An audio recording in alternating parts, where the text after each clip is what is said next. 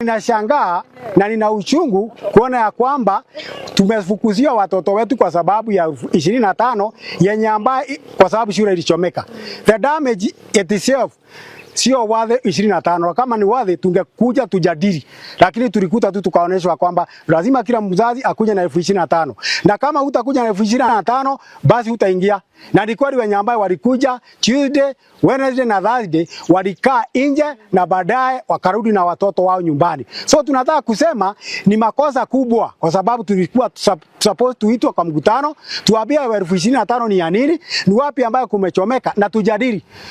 Kama hakuna communication ni ya kwamba mimi siongeleshwi na shule, siongeleshwi na principal. Sasa nitafanya nini? Mtoto wangu anastahili kuwa amekuwa kwa shule kwa sababu ya hii wakati ambao umebaki ili aweze kuendelea na masomo. So saa hii aendelee na masomo. So saa hii namngojea sijui ninatakikana niende nipeleke wapi, lakini ni tuko hapa kwa sababu kilio yetu ni ya kwamba hatuwezi kukaa na watoto wetu kwa nyumba na tumelipa, na zaidi hatuwezi kukaa na watoto wetu kwa shule. Sisi tunakuwa na watoto wakati ambayo shule imefungwa.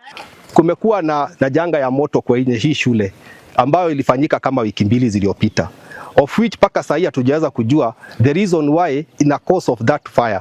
Na saa hii kama wazazi tumekuwa tukirudisha watoto, tunaambiwa paka tulipe a fee ya damage ya 25,000, of which ukijaribu kuangalia kama wazazi wote hakuna mtu hata anaweza hata kujikaza kwa sababu already ulikuwa umelipa school fees, na tena mtoto amechomekewa amerudi nyumbani, tena ndio huyo tena umemnunulia uniform, umemnunulia tena kiatu, umemnunulia paka mattress, na sasa tena wakati tunamrudisha wakati kwa shule ndani tena tunarudi tunaambiwa na principal lazima tena tulipe that 25,000 ndio mtoto aweze kukua kwa shule, of which kwetu tunasema ni ngumu na ni uzito sana kwetu kama wazazi, kwa sababu hii maisha vile iko saa hii tunajaribu kujikaza sana hata tuweze kuwasomesha. Tunaomba mwalimu tu aturuhusu watoto wetu warudi shule, juu wengine wanafanya mtihani wa form 4, wanagoja mtihani kwa muda mfupi sana na bado wako nyumbani. Kusema ukweli wa watoto hawasomi na hakuna vinyoneza device wakiwa peke yao. Tunaomba tu walimu, tunaomba tu shule ya Gatogoro Boys waruhusu watoto wetu warudi shuleni.